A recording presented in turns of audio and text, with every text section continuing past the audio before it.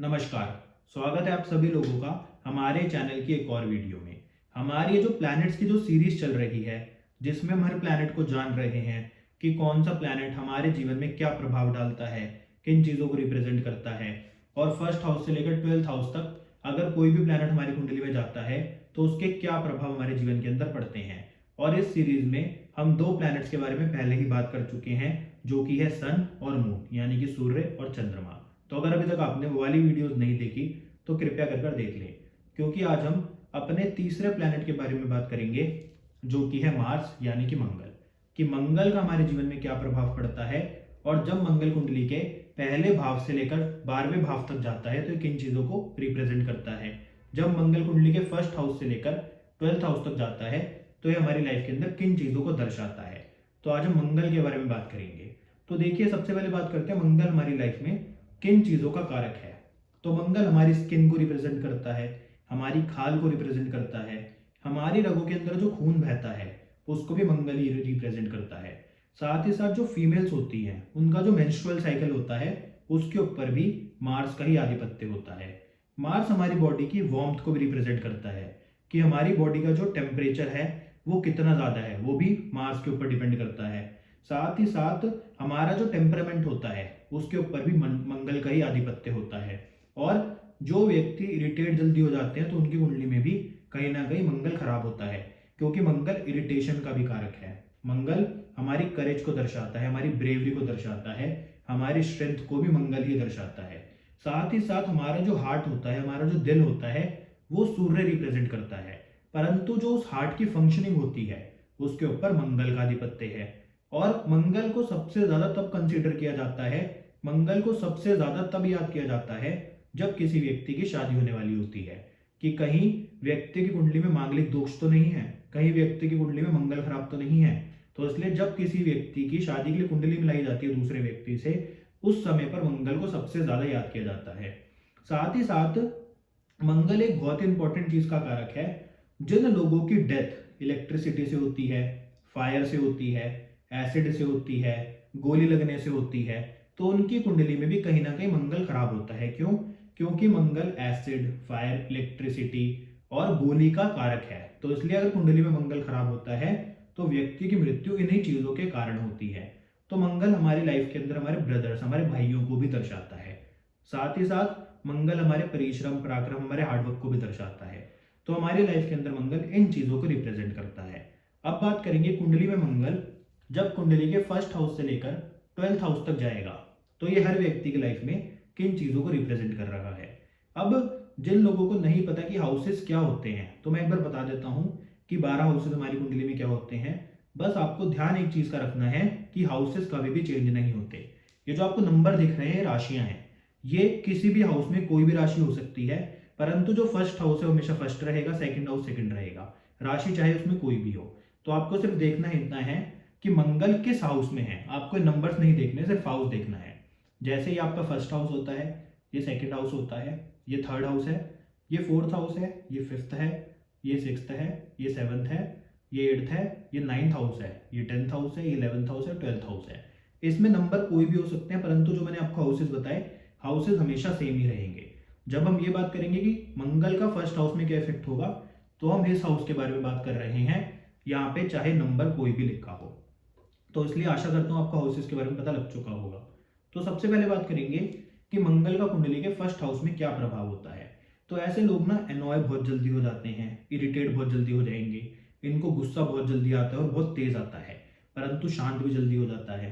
साथ ही साथ इनको थ्रोट रीजन होता है जो हमारी बॉडी का, उससे रिलेटेड इश्यूज रहते हैं, स्किन से रिलेटेड इश्यूज रहते हैं, स्किन एलिमेंट्स रहती हैं, स्किन की एलर्जीज हो सकती हैं।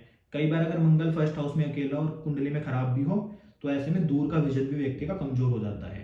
साथ ही साथ अगर मंगल कुंडली के फर्स्ट हाउस में होता है तो आप देखोगे कि ऐसे लोग ना अपनी फिजिकल स्ट्रेंथ और ब्रेवरी का दिखावा भी करेंगे।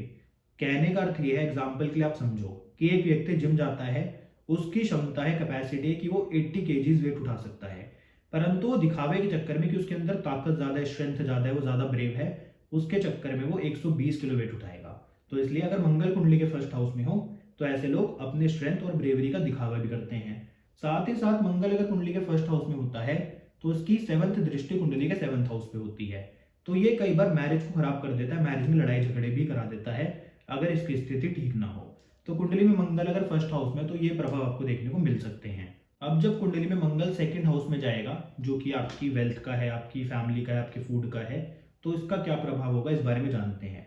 तो जो सेकंड हाउस है, अगर इसमें मंगल अकेला हो, तो ऐसे में व्यक्ति को वेल्थ, मॉनेटरी पोजेशन और इमूवेबल प्रॉपर्टीज से कई बार लॉसेस का सामना करना पड़ता है, और उसकी सेविंग्स के ऊपर भी इसके एडवर्स इफेक्ट पड़ सकते हैं अगर मंगल की कंडीशन अच्छी ना हो।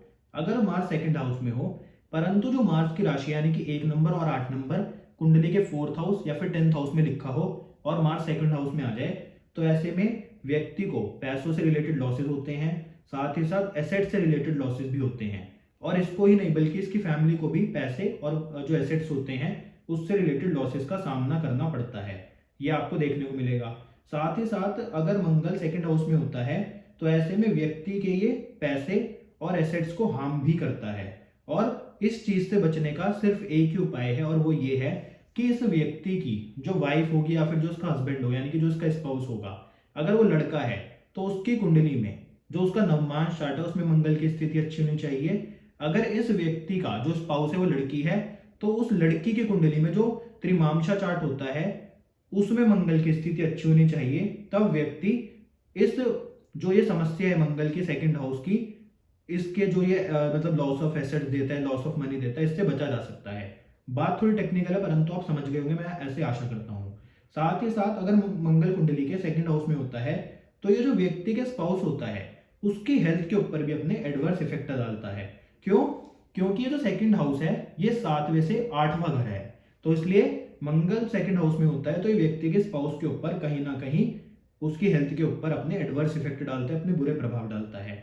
और अगर कुंडली में मंगल सेकंड हाउस में हो, तो आपको एक और चीज देखने को मिलेगी, इसमें जो व्यक्ति की ओल्ड प्रॉपर्टी होती है वो सोचता है कि मैं इसको बेच के नई प्रॉपर्टी ले लूं और इसमें प्रॉफिट कमा लूं, परंतु ऐसा होता नहीं है। क्योंकि व्यक्ति अगर सेकंड हाउस में मंगल है और अपनी पुरानी प्रॉपर्टी को बेच के उसमें प्रॉफिट्स कमाने की सोचेगा और उससे नई प्रॉपर्टी खरीदेगा, तो ये सिर्फ सोचता ही रह जाता है। क्यों? क्योंकि जब ये प्रॉपर्टी बेचता है उसको प्रॉफिट तो होता नहीं बल्कि लॉस हो जाता है।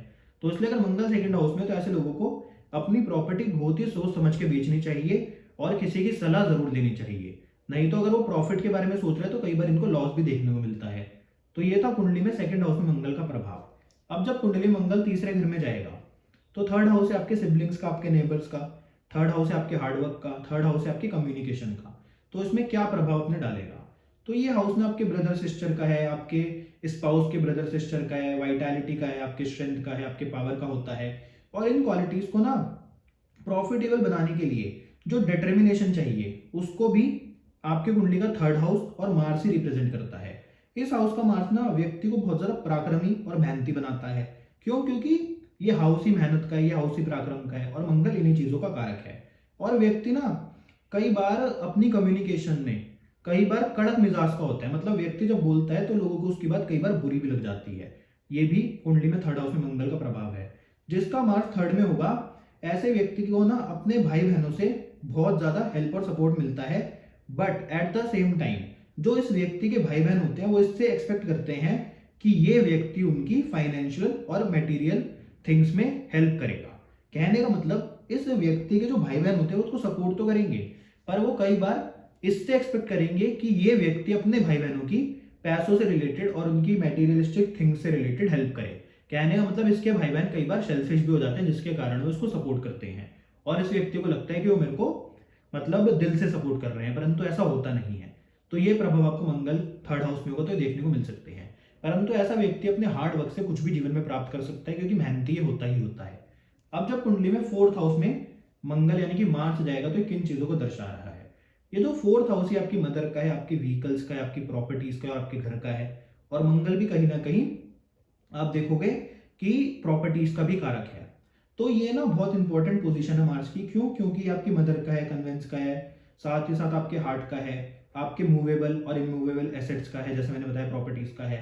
साथ ही साथ जो आपके पेरेंट्स से आपको इनहेरिटेड प्रॉपर्टी मिलती है, जो आपको अपने पेरेंट्स से मतलब उनकी प्रॉपर्टीज मिलती है जो उन्होंने कमाई हुई हो, चाहे आपके नेचुरल पेरेंट हो या फिर आपके अडॉप्टिंग पेरेंट्स हो, उनसे जो आपको प्रॉपर्टीज मिलती है वो भी कुंडली के फोर्थ हाउस से ही आप देखते हैं आपकी कुंडली का 4th हाउस इस चीज को भी रिप्रेजेंट करता है कि आपके मतलब जो पेरेंट्स हैं उनसे आपको क्या इनहेरिटेड प्रॉपर्टीज मिलेंगी या फिर नहीं मिलेंगी, उनकी संपत्ति मिलेगी या फिर नहीं मिलेगी।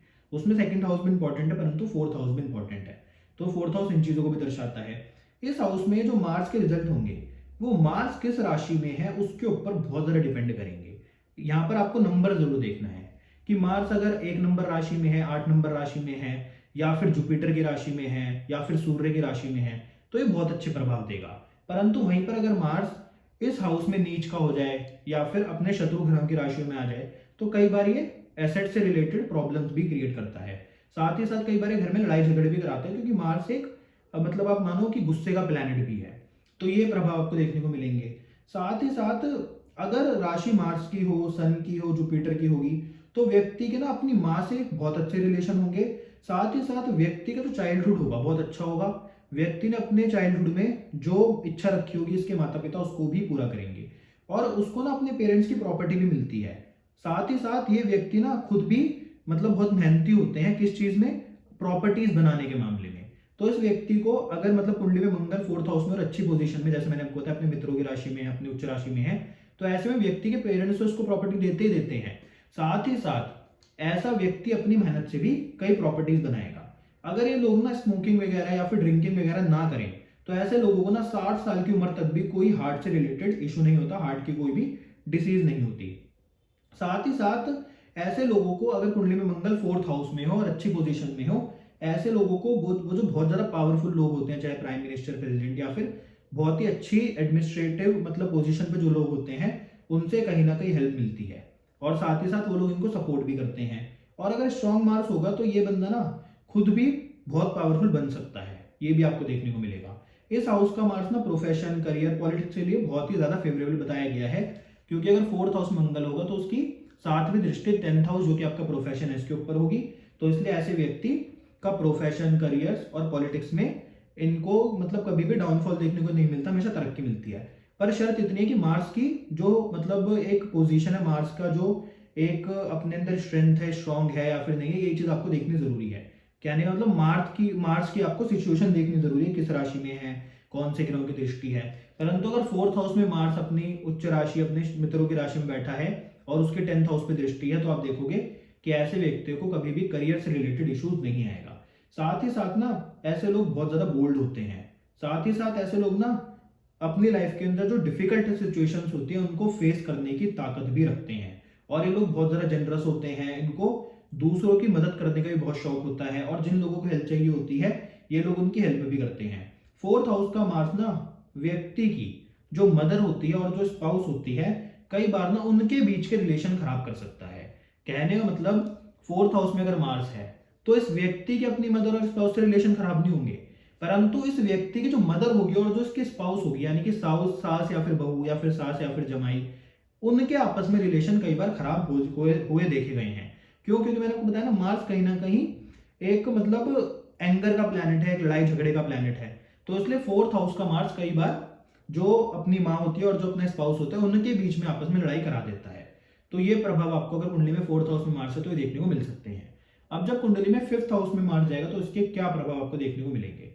तो इस हाउस का जो मार्स होता है वो व्यक्ति का ना मेल चाइल्ड होने की संभावना को बढ़ा देता है क्योंकि बोला गया कि 5th हाउस में जिस भी जेंडर के प्लैनेट्स होंगे व्यक्ति की उसी प्रकार की संतान उत्पन्न होगी। अगर कोई मेल प्लैनेट है तो मेल संतान होती है, अगर कोई फीमेल प्लैनेट है तो पहली संतान फीमेल होती है। तो इसलिए मार्स मेल प्लैनेट है तो अगर कुंडली के 5th हाउस में मार्स बैठा होगा तो ऐसे व्यक्ति की मेल चाइल्ड होने की संभावना को बढ़ा देगा। कभी कभार ना इस हाउस के मार्स की वजह से जो महिलाएं होती हैं उनकी प्रेगनेंसी टर्मिनेट भी हो जाती है, मिसकैरेजेस हो जाते हैं, ये भी आपको देखने को मिलेगा। कहने का अर्थ ये है कि आपको मार्स की सिचुएशन जरूर देखनी कि मार्स किस स्थिति में है, अच्छा बैठा है, किस राशि में बैठा है, ये देखना बहुत ही ज्यादा जरूरी है। ये जो लोग होते हैं ना ये अपने गुरु, टीचर, एल्डर्स की बहुत ज्यादा रिस्पेक्ट करते हैं। जब मार्स द्वादश चार्ट के अंदर डैमेजिंग पोजीशन में होता है या फिर बर्थ चार्ट में सैटर्न या फिर राहु के साथ अपना लिंक बना लेता है तो ऐसे में जो यूट्रस होते हैं महिलाओं का उससे रिलेटेड उनको इश्यूज देखने को मिलते हैं। ऐसे में जो महिलाएं होती हैं अगर उनकी कुंडली मतलब मार्स की हालत हो कि मार्स कुंडली के अंदर द्वादशांश चार्ट के अंदर कहीं पे भी पीड़ित हो जाता है या फिर लगन चार्ट में सैटर्न या फिर राहु से कनेक्शन बना लेता है, किसी फीमेल की कुंडली की हमें बात हो रही है, तो ऐसे में उस महिला को यूट्रस से रिलेटेड कोई इशू आ सकता है, यूट्रस कैंसर होने की भी संभावनाएं रहती हैं। ये आपको देखने को मिलेगा। इसलिए फिफ्थ हाउस का मार्स कई बार प्रॉब्लम भी क्रिएट कर सकता है। जिनका मार्स फिफ्थ में होता है वो लोग ना एडमिनिस्ट्रेशन और मैनेजमेंट में अच्छे होते हैं। इनको मतलब उनका सपोर्ट भी मिलता है, जो अच्छी पोजीशंस पर लोग होते हैं। पॉलिटिक्स में लोग अच्छे होते हैं। कई बार ये लोग पॉलिटिकल साइंस में अगर पढ़ाई करें तो उसमें भी इनको सफलता मिल सकती है। इसका इफेक्ट ना हमेशा महादशा और अंतरदशा के ऊपर ज्यादा डिपेंड करेगा और उस समय पर ज्यादा पड़ेगा। तो फिफ्थ हाउस में मार्स के आपको ये इफेक्ट देखने को मिल सकते हैं। अब जब कुंडली के सिक्स्थ हाउस में मार्स हो जाएगा यानी कि छठे भाव में, तो इसके क्या प्रभाव आपके जीवन के ऊपर पड़ेंगे। ये बहुत ज्यादा हेल्पफुल पोजीशन है, मार्स की स्ट्रॉन्ग पोजीशन है। ये पोजीशन ना व्यक्ति को मतलब डिजायर और कैपेसिटी देती है काम करने की, लोगों की हेल्प करने की, क्योंकि ये सर्विसेज का हाउस है। तो ऐसे लोग दूसरों की हेल्प करने में मतलब अपना मन रखते हैं। साथ ही साथ ये लोग बहुत ज्यादा ब्रेव होंगे, फियरलेस होंगे और डेयरिंग होंगे, आपको देखने को मिलेगा। इन्हें ना दूसरों की प्रॉपर्टी हड़पने का कोई भी शौक नहीं होता। इनकी कभी भी किसी दूसरे की प्रॉपर्टी के ऊपर कभी भी गलत नजर नहीं होगी। यानी कि ये सिक्स्थ हाउस बहुत अच्छा वैसे एस्ट्रोलॉजी में नहीं बताया गया, परंतु सिक्स्थ हाउस में अगर मार्स है और वो अच्छी सिचुएशन में है, तो ऐसे में ये व्यक्ति बहुत जेनरस होते हैं, लोगों की हेल्प करने वाले होते हैं। कभी भी दूसरों की प्रॉपर्टीज के ऊपर अपनी गलत नजर नहीं डालते, दूसरों की प्रॉपर्टीज हड़पने की कभी भी कोशिश या फिर इच्छा नहीं करेंगे। ये आपको देखने को मिलेगा। साथ ही साथ अगर मार्स कुंडली में सिक्स्थ हाउस में है और सन कुंडली में नाइन्थ हाउस या फिर टेंथ हाउस में होगा, तो आपको दिखेगा किस व्यक्ति को अपने जो मैटरनल ग्रैंड पेरेंट्स हैं उनकी प्रॉपर्टीज भी मिलती हैं। साथ ही साथ ये लोग ना अपने एफर्ट से बहुत ही ज्यादा पावरफुल पोजीशन प्राप्त करते हैं, या फिर ये लोग इतने ज्यादा जेनरस होते हैं कि अगर इनको कोई पावरफुल पोजीशन ना मिले तो ये अपने स्पाउस, पार्टनर या फिर अपने साथ रहने वाले लोगों की इतनी हेल्प करते हैं कि उन लोगों को अपनी लाइफ के अंदर कोई पावरफुल पोजीशन मिल जाए, वो लोग अपनी लाइफ के अंदर कहीं ना कहीं तरक्की करते हैं। तो इसलिए सिक्स्थ हाउस का मार्स कहीं ना कहीं बहुत अच्छा बताया गया है। साथ ही साथ ना ये लोग ना रिलीजियस तो होते हैं, बट रिलीजन के नाम पे किसी भी प्रकार का इनको डर नहीं होता। रिलीजन के नाम पे अगर कोई व्यक्ति डरा के काम करवाने की कोशिश करते हैं तो ये नहीं करते। अगर कोई व्यक्ति अंधविश्वास में इनको फंसाने की कोशिश करेगा तो ये नहीं फंसेंगे। कहने का मतलब ये प्रैक्टिकल रिलीजन को फॉलो करते हैं, ये अपने रिलीजन में विश्वास बहुत रखेंगे, परंतु धर्म के नाम पे किसी भी प्रकार का धंधा या फिर अगर डराया जाएगा तो ये उसके ऊपर बिल्कुल भी विश्वास नहीं करेंगे और उसकी बिल्कुल भी तरफदारी या फिर साइड नहीं लेंगे। कहने का मतलब रिलीजियस होंगे, बट अगर धर्म को बदनाम किया जा रहा होगा, धर्म के नाम पे मतलब डराया जा रहा होगा या फिर धर्म के डर से काम करवाने की कोशिश की जाएगी, तो ये उसको बिल्कुल भी सपोर्ट नहीं करेंगे, ना ही ये खुद इस चीज के अंदर एंटर करके काम करेंगे। कहने का मतलब ये अपने धर्म को मानेंगे बस, उसके अलावा धर्म के नाम पे कोई इनको डरा नहीं सकता, कोई धर्म के मतलब नाम पे डरा के इनसे कोई काम नहीं निकलवा सकता। ये आपको देखने को मिलेगा। तो सिक्स्थ हाउस में मार्स होगा तो आपको इस प्रकार के प्रभाव देखने को मिलेंगे। अब जब कुंडली में सेवंथ हाउस में मार्स जाएगा तो किन चीजों को दर्शाता है, तो ये जो सेवंथ हाउस है ये मैरिज का है, और मार्स एक ऐसा प्लैनेट है जो लड़ाई झगड़े को दर्शाता है, एक स्ट्रेंथ को दर्शाता है, एंगर को दर्शाता है। क्यों? क्योंकि ये सेनापति है, ये डिसिप्लिन को भी दर्शाता है। तो ये ना बहुत ही ज्यादा डिफिकल्ट पोजीशन है मार्स के लिए, क्योंकि इसका जो एडवर्सली जो अपने इफेक्ट डालते हैं, जो नेगेटिव इफेक्ट डालता है, वो कई बार मैरिज प्रोस्पेक्ट और मैरिड लाइफ के ऊपर ही डालता है। साथ ही साथ ना इस हाउस का मार्स ना लड़ाइयां भी कराता है स्पाउस के साथ, क्योंकि इस प्लैनेट का एक नेचर है ऐसा। ऐसे लोगों को ना हर काम में ना नुक्स निकालने की आदत होगी, आपको ये भी देखने को मिलेगा। कई बार आपने लोग देखे होंगे जो हर काम में नुक्स निकालते हैं। तो कई बार अगर कुंडली के सेवंथ हाउस में मार्स होता है तो ऐसे लोगों को आदत होती है कि दूसरे कामों में या फिर दूसरे व्यक्ति अगर कोई काम कर रहे हैं या फिर हर काम के अंदर एक नुक्स निकालने की, कमी निकालने की इनको आदत होती है। सेवंथ हाउस स्पाउस का होता है, इसलिए स्पाउस ही टारगेट बन जाता है एक फाउल फाइंडिंग नेचर का। और जो ये मार्स है ना, इसकी सिर्फ एक ही रेमेडी है कि ये व्यक्ति ना उसी से शादी करे जिसकी कुंडली में भी सेवंथ या फिर एट्थ हाउस में मार्स हो। कहने का अर्थ है अगर सेवंथ हाउस में मार्स आ चुका है आपकी कुंडली में, तो आप शादी भी उसी व्यक्ति से करें जिसकी खुद की कुंडली में भी सेवंथ या फिर एट्थ हाउस में मार्स हो, तभी आपकी मैरिज ठीक ठाक रह सकती है। ये आपको मतलब मार्स अगर सेवंथ हाउस में तो उसके प्रभाव देखने को मिलेंगे। ये जो इस हाउस का मार्स है ना, ये व्यक्ति को ना बहुत ही अच्छा बार्गेनर बनाता है, बहुत ही हार्ड बार्गेनर बनाता है बिजनेस के अंदर। अगर मार्स कुंडली में सेवंथ हाउस में हो और जुपिटर कुंडली में सिक्स्थ, एट्थ या फिर ट्वेल्थ में हो, तो ये व्यक्ति ना कई बार लिटिगेशन में फंस जाता है। किसकी वजह से? सिविल और क्रिमिनल चार्जेस की वजह से। ये भी आपको देखने को मिलेगा। इसलिए सेवंथ हाउस के मार्स को बहुत ज्यादा अच्छा नहीं बताया गया। अगर मार्स किसी भी कार्डिनल साइन में हो तो ऐसा व्यक्ति ना अपने जन्म स्थान से दूर जाकर भी कार्य करता है। सेवंथ हाउस का मार्स कई बार व्यक्ति को अपने जन्म स्थान से दूर, जैसे कि फॉरेन में सेटल करा देता है, या फिर अपने ही कंट्री के अंदर किसी और स्टेट या फिर सिटी के अंदर व्यक्ति को स्थान परिवर्तन करा देता है, अगर किसी कार्डिनल साइन में हो। साथ ही साथ कई बार जो 7th हाउस का मार्स है, ये व्यक्ति को ना मैरिज के अंदर सेपरेशन भी देता है, अगर 7th हाउस के ऊपर किसी और जैसे राहु, शनि, इस प्रकार के ग्रहों की दृष्टि या फिर इफेक्ट पड़ जाए तो ये सेपरेशन भी मैरिज के अंदर दे सकता है। ये बंदा ना कई बार खुद भी डोमेस्टिक वायलेंस का शिकार बनता है कि इसका स्पाउस इसके ऊपर मतलब डोमेस्टिक वायलेंस करे या फिर इसको मारे पीटे, अगर ज्यादा स्थिति 7th हाउस की खराब हो जाए। तो इसलिए 7th हाउस के मार्स को मैरिड लाइफ के लिए या फिर पार्टनरशिप के लिए बिल्कुल भी अच्छा नहीं बताया गया। ऐसे लोगों को पार्टनरशिप भी बहुत सोच समझ के करनी चाहिए। तो कुंडली में 7th हाउस के मार्स के आपको कुछ इस प्रकार के प्रभाव देखने को मिलेंगे। अब जब कुंडली में मार्स 8th हाउस में जाएगा तो ये किस चीज को दर्शा रहा है, तो आप सभी लोगों ने मांगलिक दोष के बारे में सुना होगा।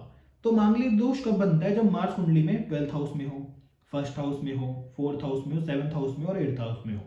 इसलिए इन सभी हाउसेज में मार्स की एक कहीं ना कहीं डिफिकल्ट पोजीशन बताई गई है।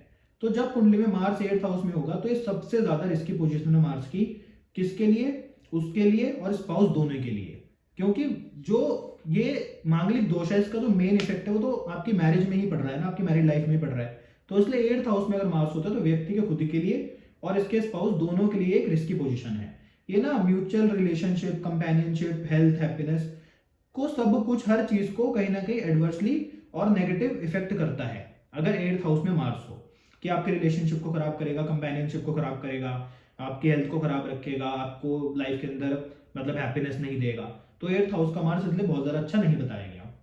ये ना किसी भी तरह से इलनेस दे सकता है। ऐसे व्यक्ति जिनकी कुंडली में 8th हाउस में मार्स होता है, कई बार इनको ट्यूबरक्लोसिस जैसी, एड्स जैसी इस प्रकार की बीमारी होने की भी संभावनाएं रहती हैं। साथ ही साथ जो 8th हाउस का मार्स है, मार्स एक ब्लड का कारक है, तो कई बार ये ब्लड डिसऑर्डर जैसी प्रॉब्लम्स भी व्यक्ति को दे सकता है।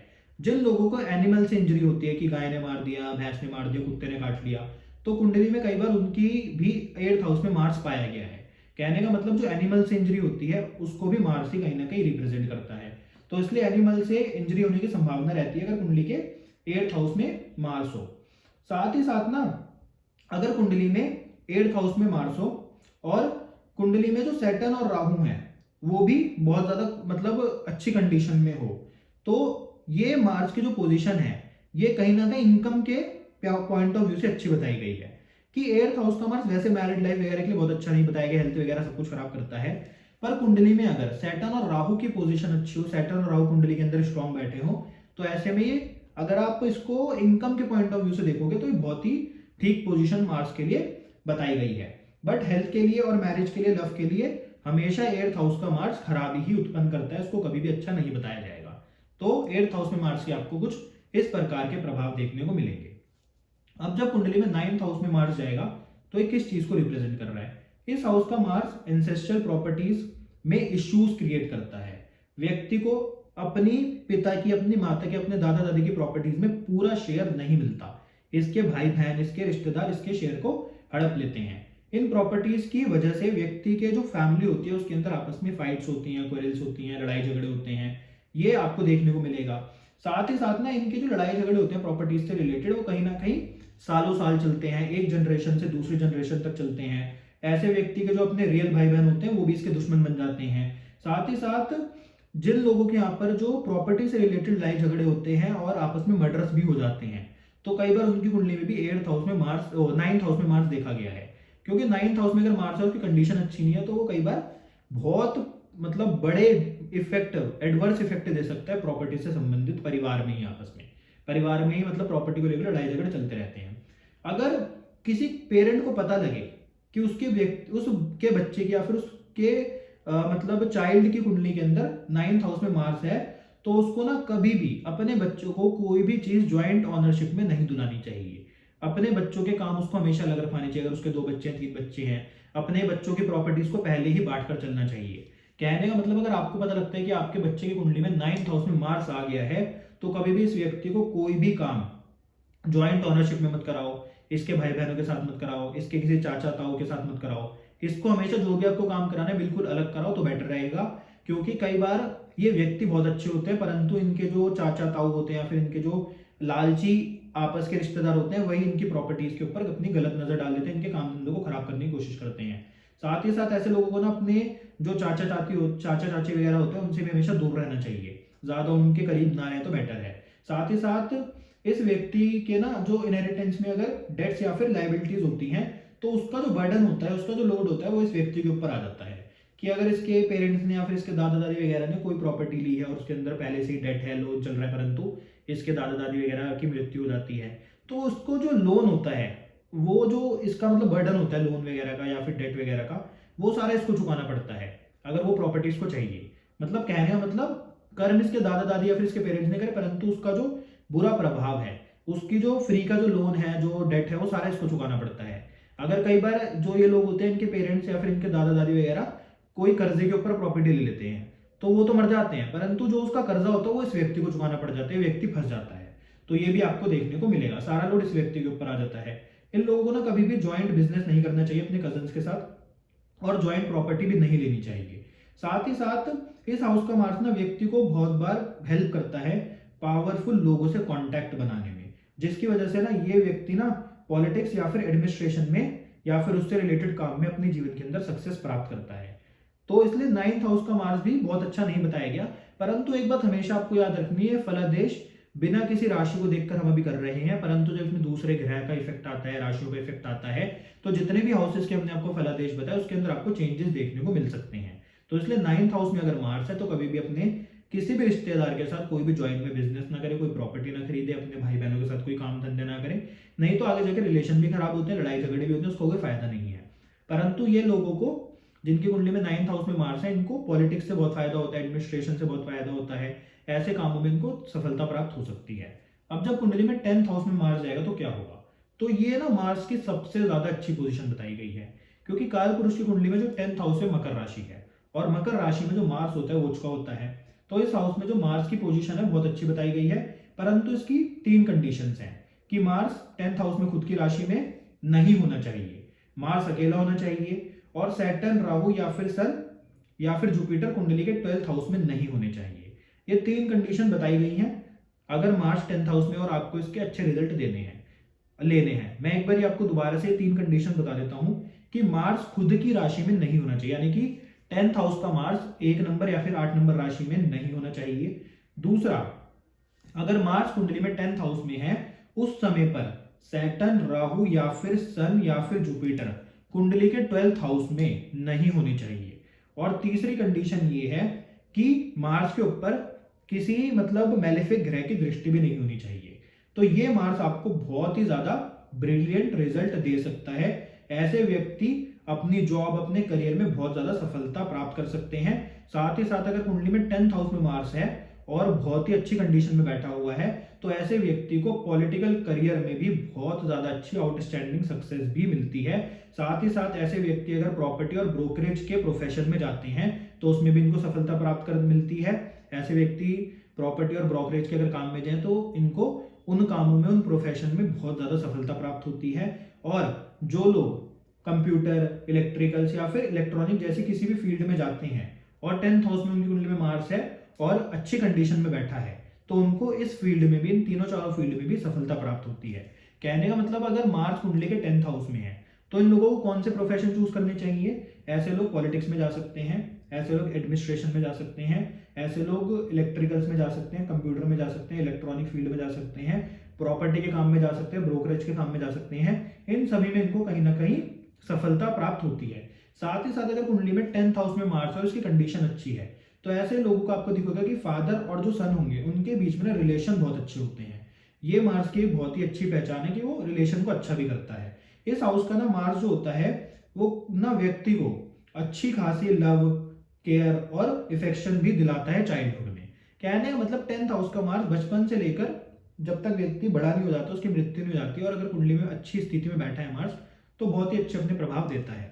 अब जब कुंडली के 11th हाउस में मार्स जाएगा तो 11th हाउस है आपके इनकम का, तो इस पे क्या मतलब व्यक्ति के ऊपर इसका क्या प्रभाव पड़ेगा? 11th हाउस का मंगल व्यक्ति को किस प्रकार के प्रभाव देगा? तो ना जो मार्स होता है वो 11th हाउस में बहुत ही ज्यादा बेनिफिशियल होता है। ऐसा बंदा अपनी लाइफ में जिस भी चीज के लिए एफर्ट करता है, जितना भी एफर्ट करता है, उसको अपने एफर्ट से ज्यादा अच्छा रिजल्ट प्राप्त होता है अगर मार्स की कंडीशन अच्छी है। और अगर आप इनकम के पॉइंट ऑफ व्यू से देखोगे, पैसे कमाने के पॉइंट ऑफ व्यू से देखोगे, तो ये मार्स बहुत ही अच्छा बताया गया है। अगर मार्स इस हाउस में अपनी राशि में हो, मित्र राशि में हो, तो बंदे को ना कहीं अनअर्न्ड इनकम भी मिल जाती है, कि व्यक्ति को पता भी नहीं होता कि यहाँ से इनकम आ सकती है, परंतु आ जाती है। साथ ही साथ ऐसे लोगों को ना इनहेरिटेड प्रॉपर्टीज भी मिल जाती है। ये लोग ना कई बार दूसरों की प्रॉपर्टीज भी हड़प लेते हैं। कहने का मतलब 11th हाउस का मार्स मतलब अगर अच्छा है तो ये थोड़े बुरे प्रभाव भी दे सकता है, कि व्यक्ति के अंदर थोड़ी बुरी आप मानो कि आदतें दे सकता है, कि जो लोग दूसरों की प्रॉपर्टीज हड़पते हैं उनकी कुंडली में हमने कई बार देखा है कि 11th हाउस में मार्स होता है। तो ये इनकम के पॉइंट ऑफ व्यू से बहुत अच्छा है, परंतु ये लोग कई बार दूसरों की प्रॉपर्टीज भी हड़प लेते हैं। कभी कभार ना इनको शादी के बाद भी प्रॉपर्टीज के मामले में बहुत ज्यादा लाभ होता है, बहुत ज्यादा प्रॉपर्टीज इनको शादी के बाद में मिल जाती हैं। और ना अगर 11th हाउस में मार्स है तो इन बंदों की ना एक कंडीशन होती है कि इनको ना सिर्फ अपनी इनकम से मतलब होता है, इनको फर्क ही नहीं पड़ता कि जो इनकम है वो लीगल है या फिर इलीगल है। कहने का मतलब ये लोग 2 नंबर का काम भी कई बार करते हैं। मार्स अगर कुंडली में 11th हाउस में है और वो 1 या फिर 8 नंबर राशि यानी कि अपनी मेष राशि या फिर स्कॉर्पियो राशि में होगा, तो ऐसे लोगों को ना सिर्फ अपने गोल से मतलब होता है, ये आगे पीछे कुछ नहीं देखते, इनका जितना भी ध्यान होता है सारा अपने गोल को पूरा करने में होता है। वो ना किसी भी प्रकार के ट्रिक्स से, फोर्स से, वायलेंस से अपने गोल को जरूर पूरा कर लेते हैं। इनको फर्क नहीं पड़ता मतलब कि गोल कैसे पूरा किया जाए, अपने परंतु गोल को पूरा कर लेते हैं, चाहे साम दाम दंड भेद इनको कुछ भी यूज करना पड़े। साथ ही साथ कई बार ऐसे लोग ना अपने परिवार वालों की फीलिंग्स को भी हट कर देते हैं अपनी इच्छाएं पूरी करने के लिए, क्योंकि 11th हाउस इच्छाओं का है और इसमें मार्स आ गए तो व्यक्ति अपना जितना भी परिश्रम, पराक्रम, मेहनत है वो सारी अपनी इच्छाओं को पूरा करने में ही लगाएगा। ये जो बंदे होते हैं ना अपने भाई बहनों या फिर स्पाउस की प्रॉपर्टी हड़पने के लिए भी ना हेजिटेट नहीं करते। मतलब जो लोग अपने भाई बहन की प्रॉपर्टी हड़प लेते हैं, अपने स्पाउस की प्रॉपर्टी हड़प लेते हैं, उनके ऊपर एलिमनीज के केस कर देते हैं, तो उनकी कुंडली में भी कई बार 11th हाउस में मार्स पाया गया है। तो इसलिए मार्स की अच्छी पोजीशन है, परंतु व्यक्ति को कहीं ना कहीं थोड़ा कई बार बेईमान भी बना देती है। इन लोगों को ना जरूरत से ज्यादा प्रॉपर्टीज अपनी लाइफ के अंदर मिल जाती हैं, साम दाम दंड भेद से। साथ ही साथ इन लोगों के जो फादर होते हैं ना वो इनके मैरिज और एजुकेशन के ऊपर ना जरूरत से ज्यादा खर्चा करते हैं, जरूरत से ज्यादा टेंशन में रहते हैं। मतलब इनके माँ बाप को लगता है कि इस व्यक्ति की जो एजुकेशन और जो मैरिज है वो बहुत ज्यादा अच्छी होनी चाहिए, उसमें किसी भी प्रकार की कमी नहीं रहनी चाहिए। कहने का अर्थ पूरा अगर हम मार्च 11th हाउस को देखें कि ये बहुत अच्छा बताया गया है, इसमें कोई भी समस्या नहीं है, बहुत ही अच्छे व्यक्ति को इफेक्ट देता है। अब जब कुंडली में 12th हाउस में मार्च आएगा तो ये तो पूरी कुंडली का आखिरी हाउस है, 12वां घर है, मोक्ष का घर है, तो ना ये कहीं ना कहीं त्रिक भाव है, एक ट्रबल का हाउस है। तो इस हाउस में अगर मार्स हो तो ऐसे व्यक्ति को ना सतर्क रहना चाहिए, कोई भी गलत काम नहीं करना चाहिए। अगर ये कोई भी गलत काम करने वाला है तो उससे पहले 100 बार सोचना चाहिए। ऐसे लोगों को जिनका 12th हाउस में मार्स है उनको कभी भी ब्राइब नहीं लेनी चाहिए, रिश्वत नहीं लेनी चाहिए। हमेशा अपने बिहेवियर को अच्छा रखना चाहिए, दूसरों के प्रति जेनरस रहना चाहिए, दूसरों की हेल्प करनी चाहिए। साथ ही साथ ये लोग ना जिनके कुंडली में 12th हाउस में मार्स होता है, ये वो लोग होते हैं कि कई बार अगर गलत काम कर देते हैं, चाहे मतलब अपनी मर्जी से करें, चाहे इनसे गलती से कोई गलत काम हो जाए तो इनको जेल भी जाना पड़ सकता है। और अगर किसी फीमेल की कुंडली में 12th हाउस में मार्स है तो उस फीमेल की कई बार अगर मार्स की कंडीशन अच्छी नहीं है तो ऐसे में जो प्रेगनेंसी होती है वो टर्मिनेट हो जाती है, मिस कैरेज होने की संभावना रहती है। ये लोग ना अपनी लाइफ में ना जल्दी रिटायरमेंट ले लेते हैं, चाहे उसका रीजन कुछ भी हो सकता है कि पेरेंट्स की तबीयत खराब है, पैसा बहुत कमा लिया हो, मतलब रीजन कुछ भी हो सकता है, परंतु ये लोग कई बार अपनी लाइफ के अंदर रिटायरमेंट बहुत जल्दी ले लेते हैं। जिन लोगों को भी जॉब या फिर बिजनेस में प्रॉब्लम आती है किसकी वजह से, इलेक्ट्रिसिटी या फिर आग लगने के कारण, तो उनकी कुंडली में भी कई बार 12th हाउस में मार्स देखा गया है। कहने का अर्थ यह है कि अगर 12th हाउस में मार्स होगा तो कई बार ये इलेक्ट्रिसिटी और फायर जैसी दुर्घटनाएं भी व्यक्ति के जॉब या फिर बिजनेस प्लेस पे दे सकता है, जिसके कारण उसको लॉस होता है।